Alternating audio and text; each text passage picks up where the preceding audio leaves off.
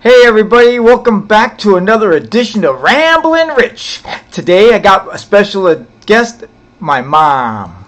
Hi Mom. Hi, I'm Victor Mom, and I'm going to tell you all a story that y'all never heard.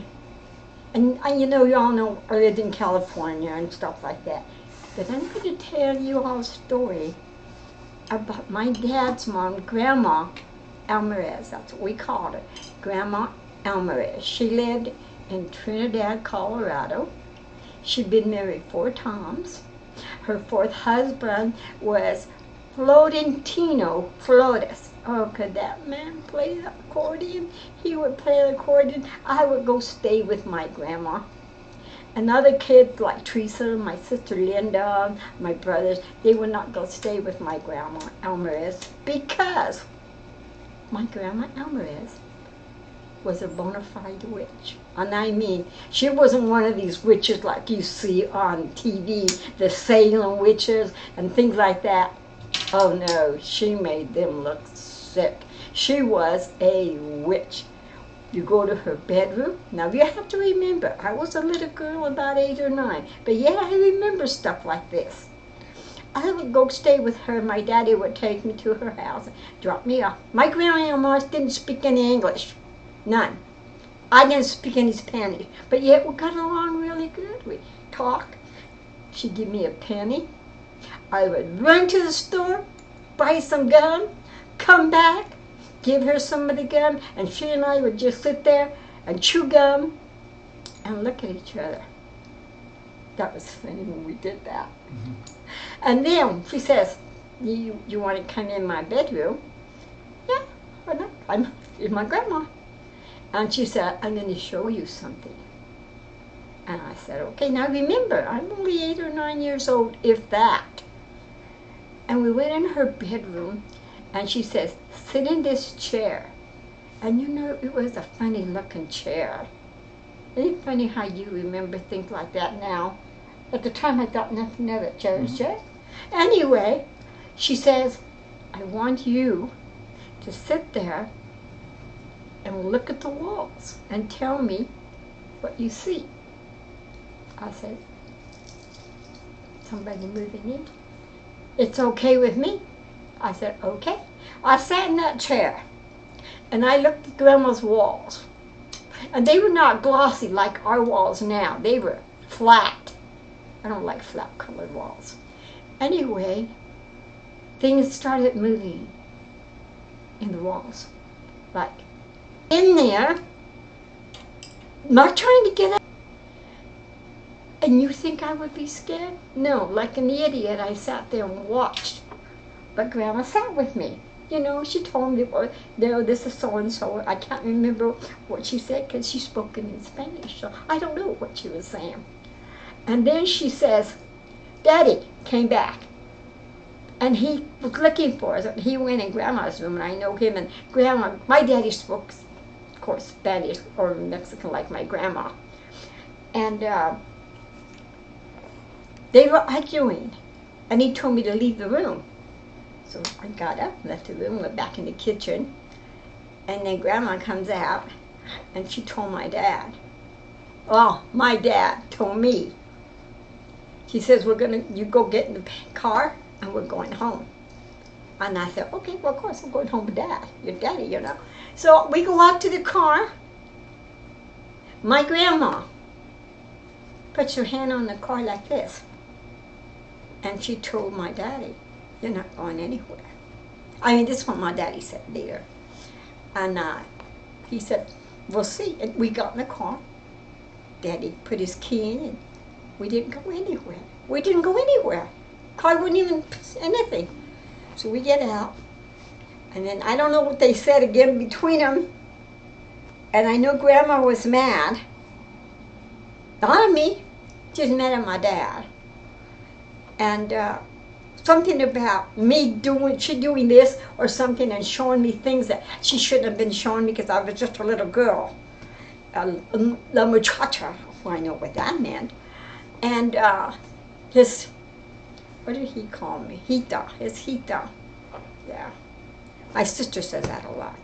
Anyway, Grandma put her hand on the car, and it started. And we went home. Daddy didn't let me go over for a long time. But then he says, hey, Mom, you want to go pinon picking with Grandma Amas and Florentino? And I said, yeah. Hell, I don't want to stay home. I was always ready to go somewhere. So we did. And we went up to the woods up in Colorado, up in the hills, you know. And we took big gunny sacks. And we would come. This was in Trinidad, or? Trinidad, yeah. Okay. We lived in Trinidad. I grew up in Trinidad till I was in 5th grade. You know. So Grandma Alvarez would take us pinon picking, but you all call pine nuts now. I call them pinon sticks. That's what they are. And we would get sacks and sacks. The corns would break open, and the pinons would come out, and we would put them in the pillowcase. And we had about 2 or 3 pillowcases. And I thought, oh, boy, I loved peanuts. I know my brothers and sisters loved them. And Grandma would come home, and we would put them in a pan about this long, but that deep. And we would spread them out nice and even, and put them in the oven. And we cooked them. That's what I call them, the cook. But we were baking them. So, and then you broke them open. Now Richard eats pinons. We go to the store and buy them, and they're already peeled. That's no fun. But anyway, that's when I grew up with my Grandma Almars in Trinidad, Colorado. And my Grandpa Florentino had a drive-in. And, you know, we couldn't afford to pay those drive-in prices even then. And you know what he would do? Because his house faced the back of his house, faced the movie theater, and he had a shed, and he would go up there, and Grandpa would put a quilt on the top of that set, and he'd put his kids up there, and we would get to watch the drive-in movie. He would go along because he worked there too. He turned on all the speakers in the back row so we could hear the movie. I thought, oh, and you know, I never thought about it until, like, you know, I sit at home now, I'm tired, don't I? And I think, geez, it would be nice to do that again. Go with Grandma Ramirez and go pinon picking. And people people in Trinidad, they were scared of my grandma. They were awfully scared of my grandma. Nobody would. It was just something about her, I guess. I don't know. I never seen Grandma hurt anybody. But they said she did. If you made her mad or somebody paid her, she did. Okay? Well, when you grow up with a grandma like that, I love my grandma. You know, like you love your grandma. Like you love Granny. We loved Granny. You know, and that's why I love my grandma. But Florentino even had a theater in town in Trinidad. It was called the ISIS Theater.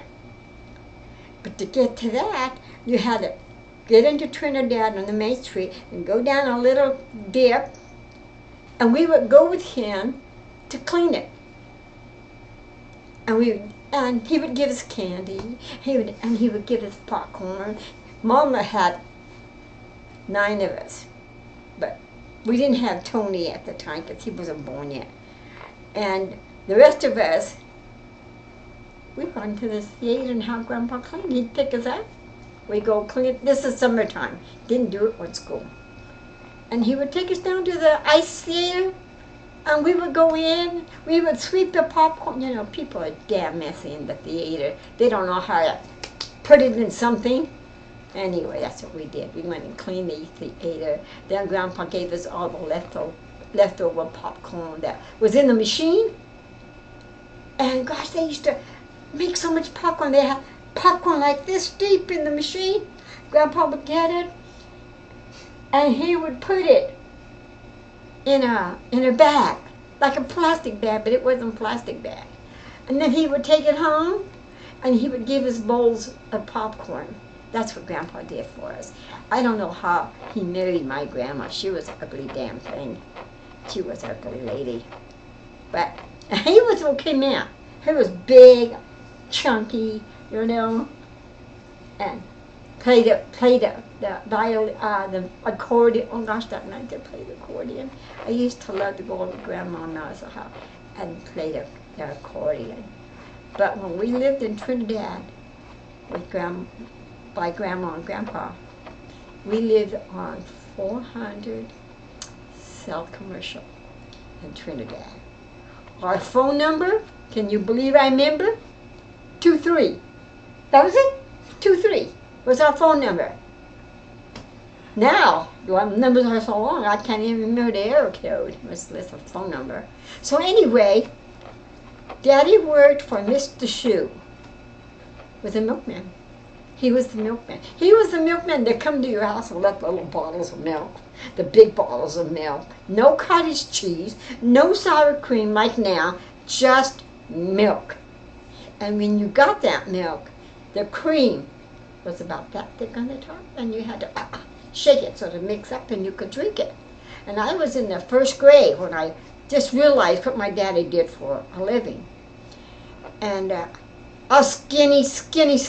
Oh man, I was skinny. And Daddy would come to the school with milk for all the kids that were skinny, I guess. And then they would put us out in the cold school hallway to stand there and drink that cold milk. That's what they did.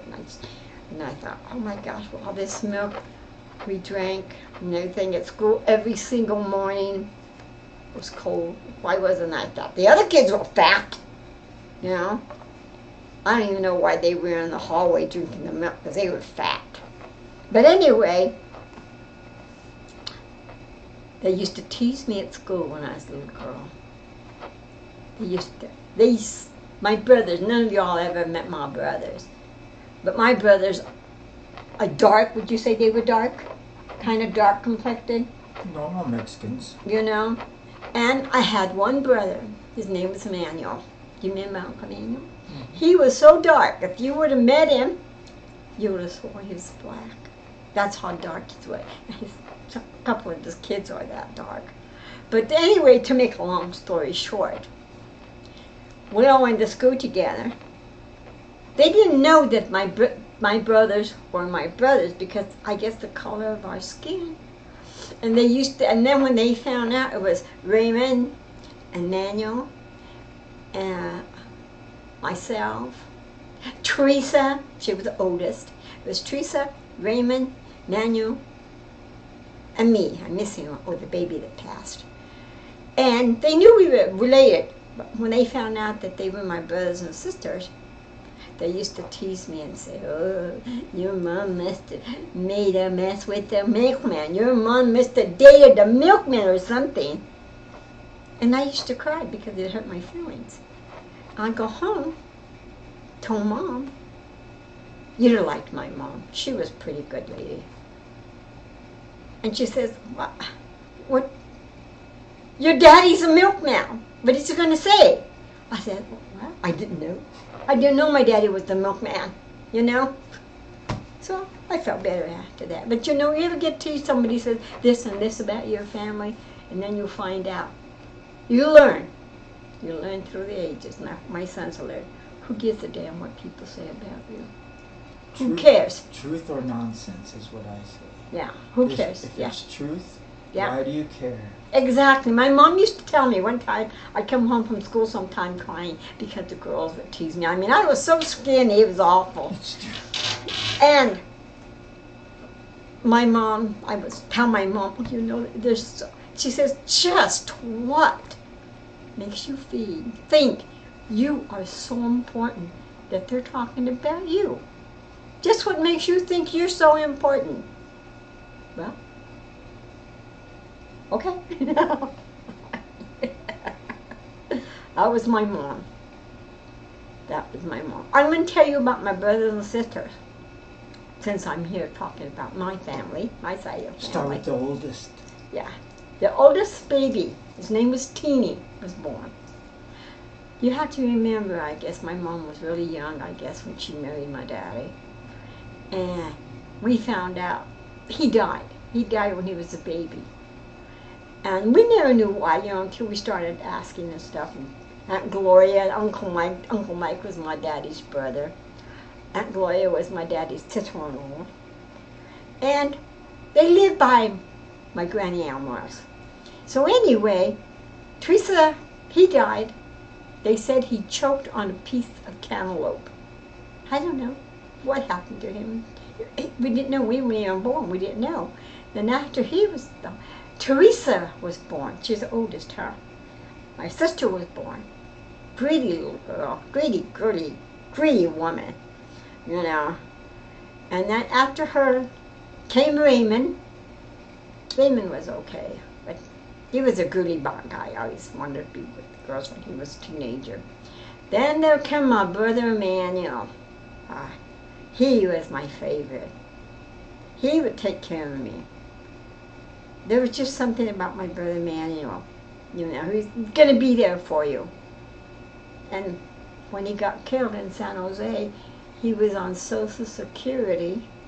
He went down to the beach in San Jose or something. That's what I heard, okay? He had gone down to the beach, just gotten paid, cashed his check, so he had money. And I guess there was a guy there that needed the money or something, and he killed my brother. Killed my brother for that money. And you want to know what makes me the angriest? Not because he killed my brother, because they caught him. It was because my oldest sister, now we were older, I lived in Colorado with Griffith. He was the deputy sheriff up in Taylor County. And they notified us about my brother. And I thought, well, why doesn't my sister Linda and Teresa go down? Because they live right there in California. I was clear up in Colorado, Cripple Creek, Colorado. And finally, my mom calls and says, well, nobody wants to go down and do this for your brother or that for your brother or this for my brother. I said, okay. So I talked with Dick, gave me the money, drove me to Colorado Springs, and I flew to into San Francisco. I was lucky my sister picked me up, but she did, but she only lived about 10 miles of that from the airport. Anyway, we got in the car and we were talking, and I asked her, why is it? What they wanted us to do is go down to the station and identify the guy who killed my brother. That was who killed him. But they couldn't do nothing unless we signed a complaint. Teresa wouldn't do it. No, nobody would do it. So I went, Linda went, I signed the complaint, and of course, I don't know what they did with the man. But I got angry at my sister then. I thought, what kind of sister does that? What kind of sister will let somebody get away with killing one of our brothers? Who does that? I wouldn't do it. But I'm mean. I'm not a nice person. I'm a mean person. I'm rich. I'm like my mom. But anyway, that was my older sister, Teresa. Greedy. I mean, she would rather throw away something than give it to you. If she had two or one thing, brand new, she didn't give it to me. She didn't give it to my other sister, Linda. She didn't offer it to any of the brothers. She would rather throw it away. I could never understand that either. We all grew up to get the same family, I think. I'm not sure anymore when I think about it. But anyway, then there came my brother Amen.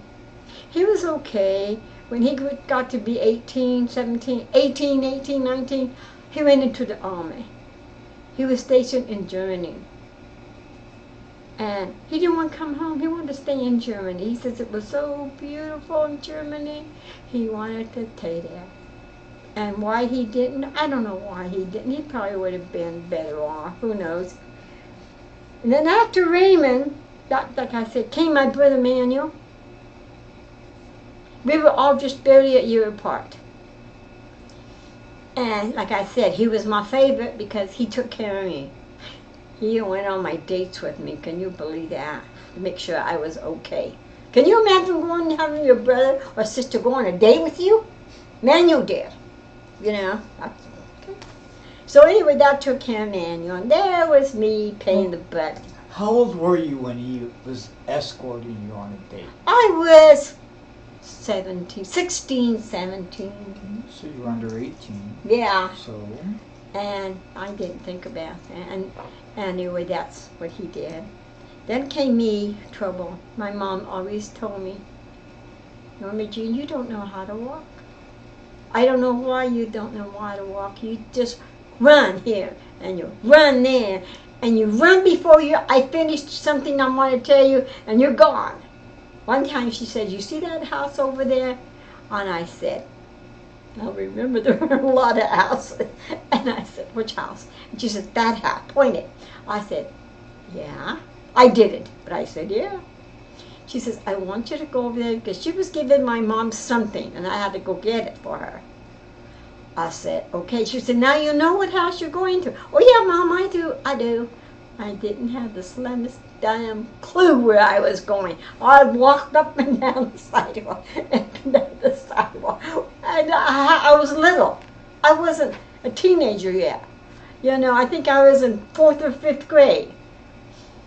And finally, my mom came and got me, and she says, I thought you knew what house you were going to, right? And then she spanked me, of course, because I lied.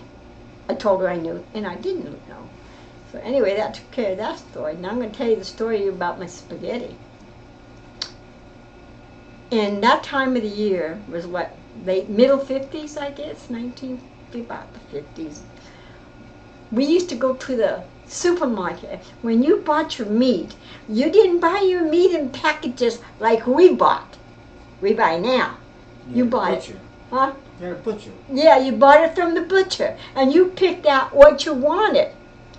And my mom, one time, she gave me $1. And she said, I want you to go to the store and get $1 worth of hamburger.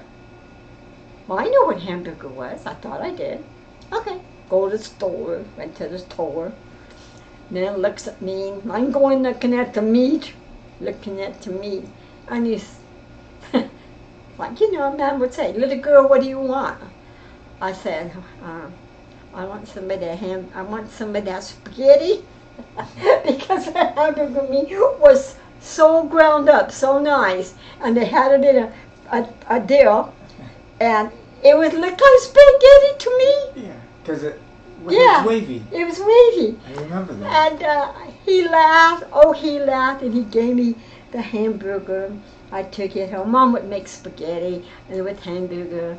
Mom would make Carlito. Mom would make meals that you didn't have money, but you made do with what you had. Daddy brought on the milk and the ice cream and the bread.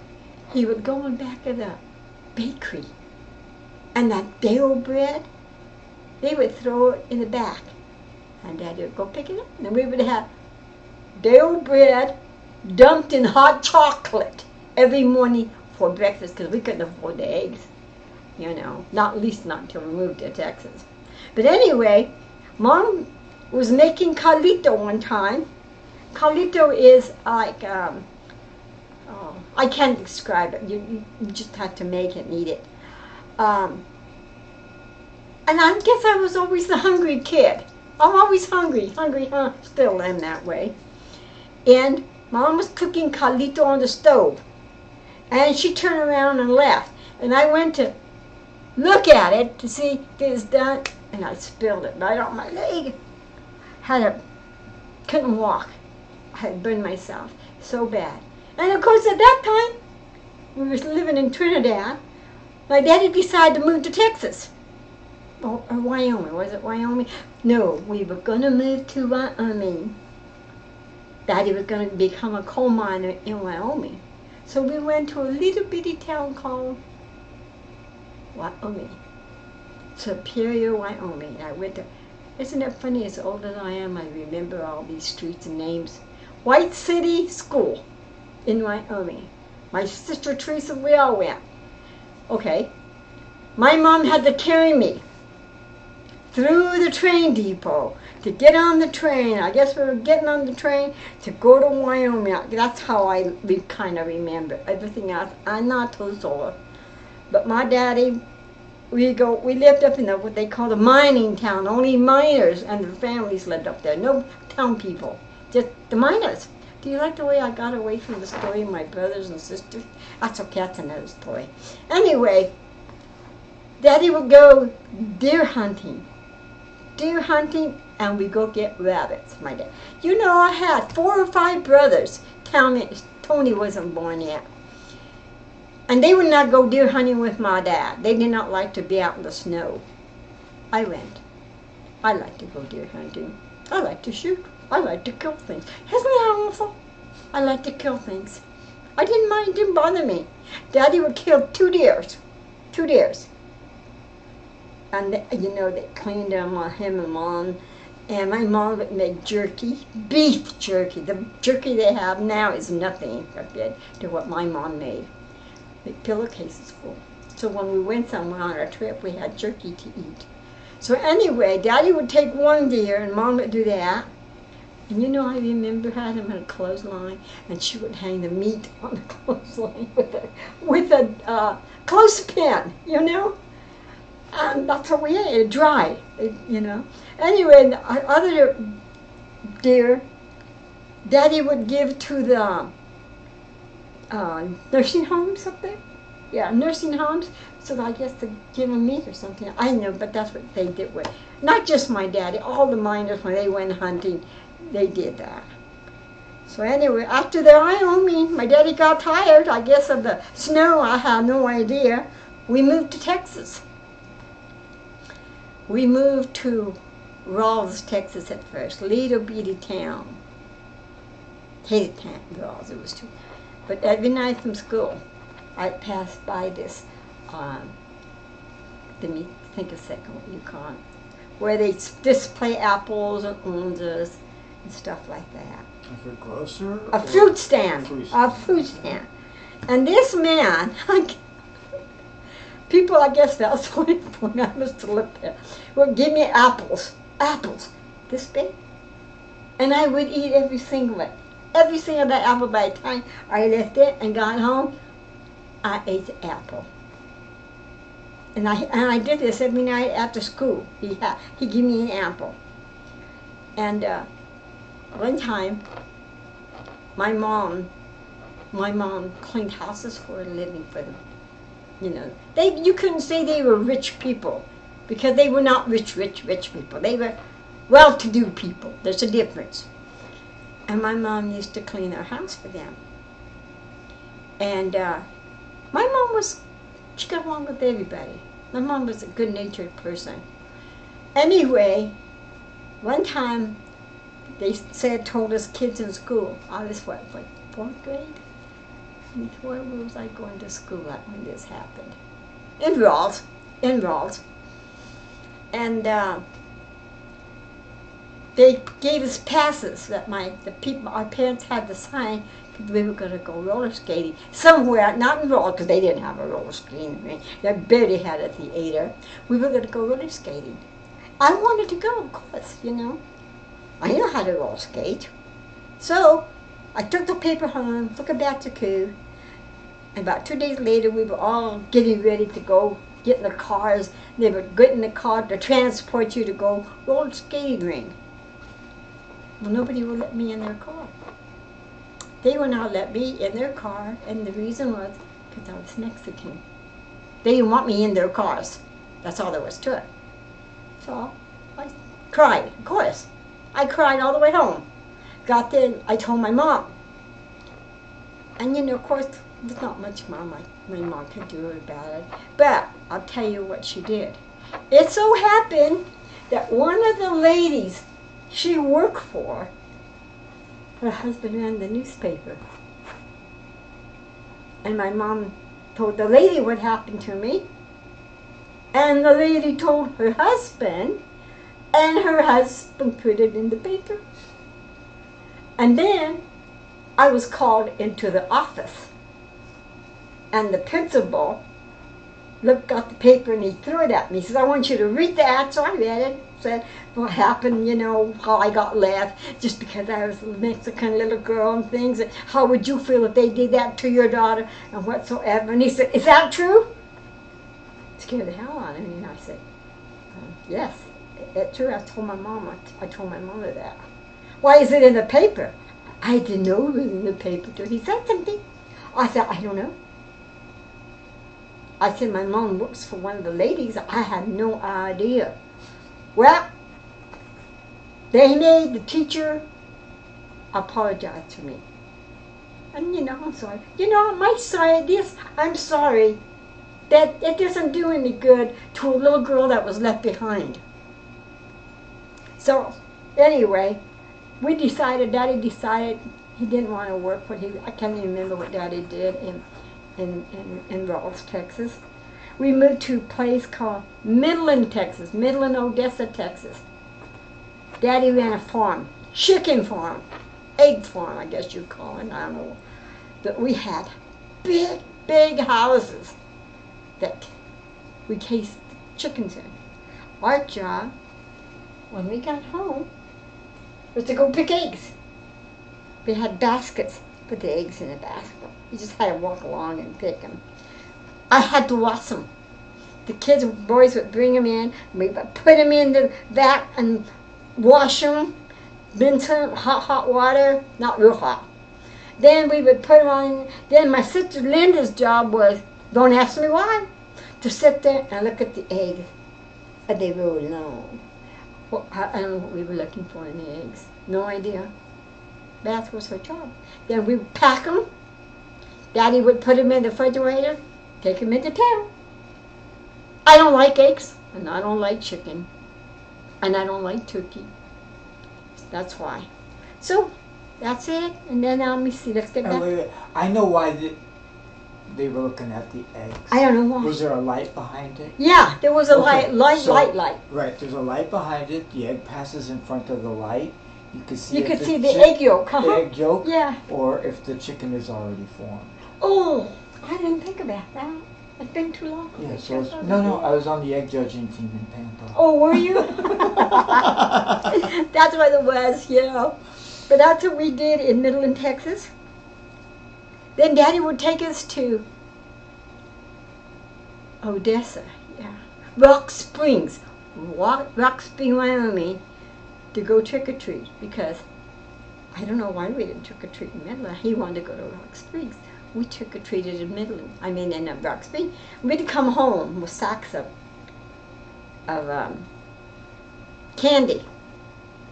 We had a sack. Well, remember, there were like 5 or 6 of us or more. So we each had a pillowcase. Is what you took. People put the candy in. And do you know, we learned, it's not the rich people. I guess that's why they're rich. They gave you a little bitty piece of candy. The people what you had, they give you good candy. And they still do that to this day. You go to the rich district to go trick-or-treating, they don't give you nothing. Hardly buy a big bag of little bitty round candy and bid you one. Drop it up. There you go. Happy Halloween. We give candy bars. We give the little Snicker miniature candy bars. That's what I give for Halloween, because if you're going to give something, give them something they can eat, not choke on. That's what you call. So anyway, we lived in Midland, Texas. Daddy took us to the picnics in Rock Springs, and he always put a big, the tin tubs.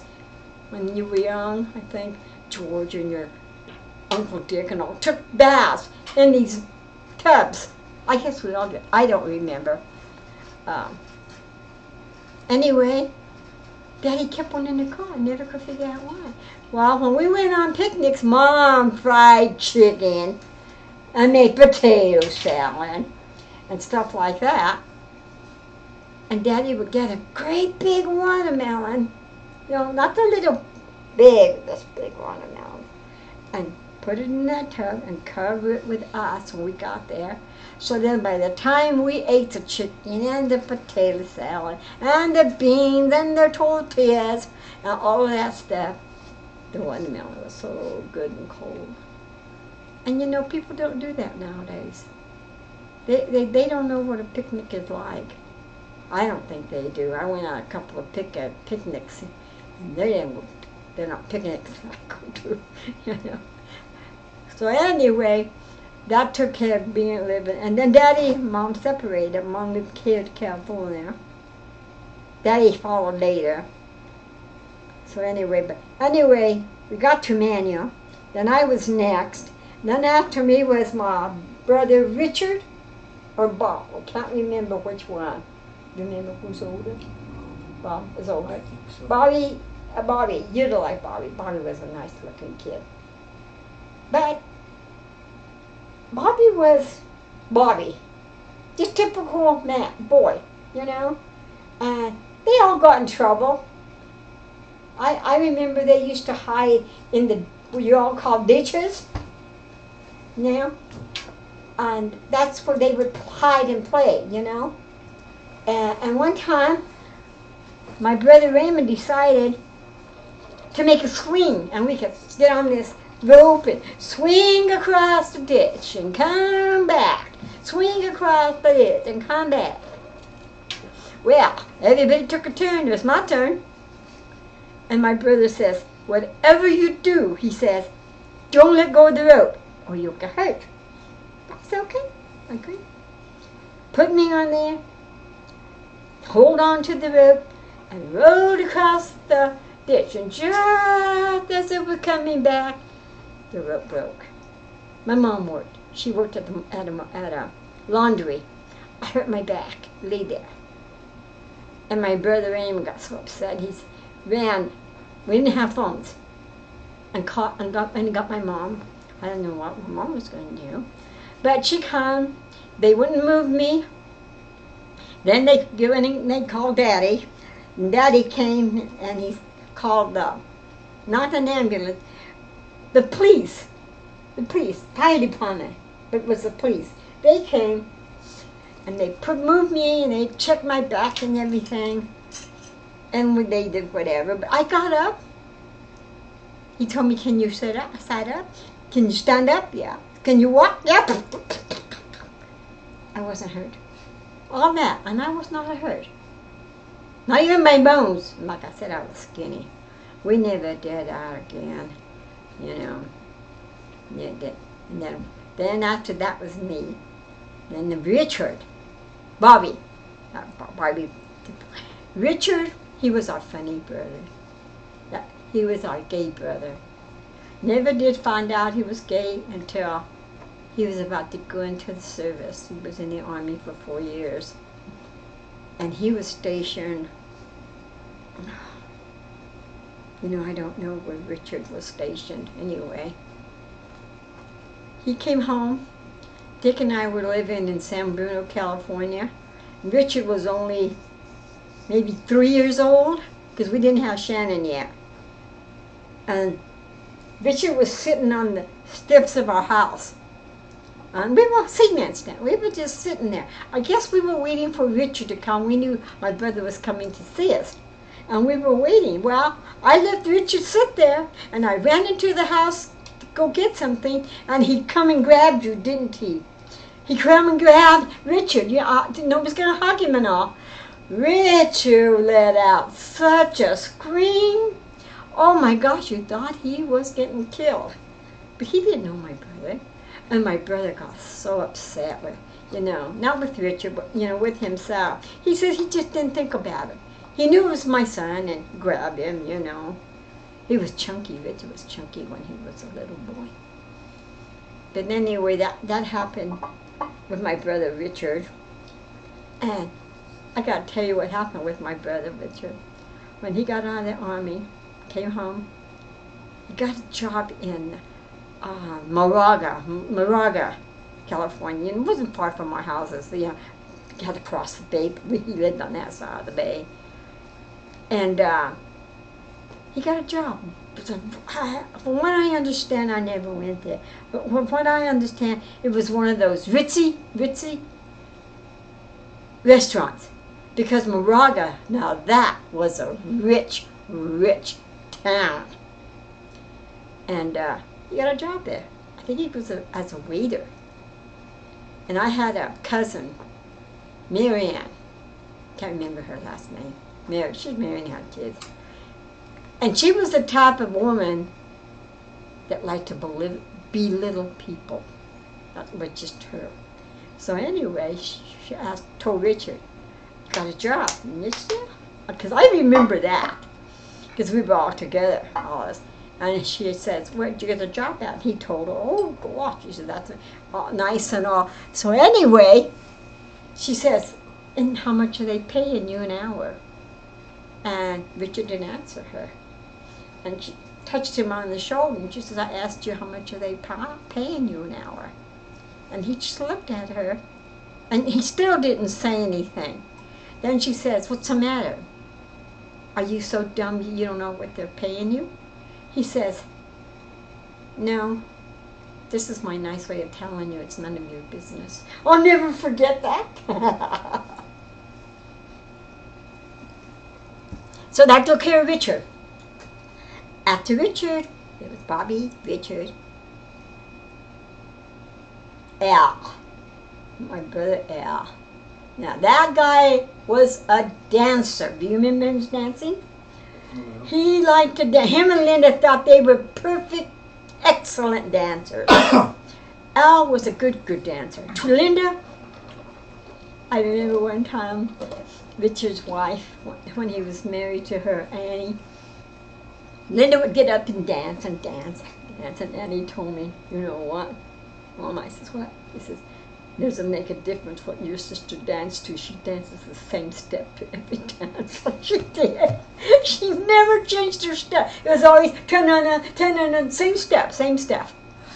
And I looked at her and I thought, no, she's right. And to this day, when my sister dances, she dances the same steps. You know. So that took on my brother Al. Then came my baby brother, Tony. He was born. Teresa,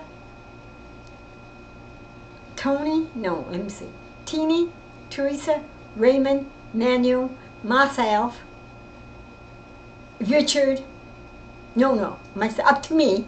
We were all born in Colorado, up in Trinidad, Colorado. Denver. I was born in Denver. The rest were born in Trinidad, including Linda. Richard was born here in California, Castro, somewhere up that way, Valley. I don't know how he got to be out in California. Then Bobby and Al and Tony were born in Colorado. And then here comes Tony, the baby, born in Crosbyton, Texas. Cute little baby, fat baby, little Mexican baby. He was so dark with that short head. You know, you go to town, you see the little fat Mexican baby with the hair sticking out all over. That was Tony. He looked more Indian. Would you say he looked more Indian than Mexican? Yeah, he did. He looked more Indian. My mom claims that she had Indian blood in her, because she said when she was a little girl living in Trinidad, her aunt and uncle, because her parents had died when she was born, taking her to an Indian reservation, and she met her great-great-grandfather was an Apache and lived in the teepee. He lived in the teepee. Oh, I didn't know that. But anyway, that's what Tony looked like. He looked Indian. It was so funny. Tony looked Indian. My brother Richard and my sister Teresa looked Chinese because their eyes were sort of slanted. Did you think so? I don't think so. Anyway, we thought so. That's what they used to ask us. And you know Linda and her big brown eyes. My sister Linda has big, gorgeous brown eyes. So she says. And she says when she walks into a room, everybody looks at her because she's so beautiful. She was not. My sister Teresa was beautiful. Her daughters were beautiful. Linda's daughters look Samoan. I'm sorry, but they do. You know, they're just not pretty girls. And these are her granddaughter. I'm being mean when I say this, and I'm sorry, but I'm being truthful. I got Stephanie. Is a beautiful girl. She got a beautiful face. Then there was Ma Tammy. Wow, Stephanie had dark hair, dark eye. Then there was Ma Tammy. She was my green-eyed blonde. She had green eyes. She was really kind of pretty when she fixed herself up and fixed her hair up. She was a pretty girl. Cherokee was she's really beautiful. This is my Cherokee. Andrea, she's okay. She's like me, okay. When we were growing up and we moved back to California, I was about 15, 16. My mom took me out of school to put me to work babysitting for Mary Ann, my cousin Mary Ann. And they used to talk about us three girls. And they always says, oh, my older sister, Teresa, is so beautiful. And she was. I admit, she was beautiful. And then there was Linda. Oh, Linda was so pretty and this and that. But Norma Jean, that's what they used to say. Norma Jean, and you know what? It was okay with me. I didn't care. I had boyfriends who cared, you know. But by then we moved to California. My older sister, Teresa, married with 4 kids. 4 kids. We took care of her kids, Linda and I. Teresa was the perfect hair in place, makeup in place, clothes brand new, looked beautiful. She was just elegant. But you look at her kids, they look like bums. She didn't dress them nice. She just didn't dress them nice. She dressed nice. Anyway, I used to think, what kind of mother spends money on herself and not her kids? I could never understand, but that was not my business. At the time it was, but not now. I just didn't care. And my sister Linda was not that way. She dressed her kids nice. Very nice. Her twins, her son. I dressed my son Richard nice. I dressed Hannah nice. And it was just something you did with your children. But we did all right. But then that was Tony. Tony was like my brother Manuel. He was dark complected, but he loved me. Every time we would take a picture, he'd take a picture. He'd take a picture with me all the time. That was my baby brother, Tony. But when Tony was born, my mom had all of it. So when I would come home from school, I took care of Tony. I took care of him. And when he started getting older, when I'd come home from school, he'd be at the screen door, little coveralls and his little shirt, standing there, looking. And when he saw me, he'd go, down, his little legs would move like he was going to run. But he didn't go anywhere. And I used to get angry because I didn't want to spend night time with him, you know. But that's what I guess I was there for, was to spend my time with Tony. I don't know what else to say. I could tell you about Richard. Why don't you tell us about how you met Dad? How I met your dad? Oh my God, I got to tell you how I met Dick. I had a best girlfriend. Now, I was only not even barely... Let me stop. Do you want to stop the video and start a new video with the story of Dad? And this could be the video of the story of your family? Yeah. Okay. We're going to do that. We'll be back. Don't go away.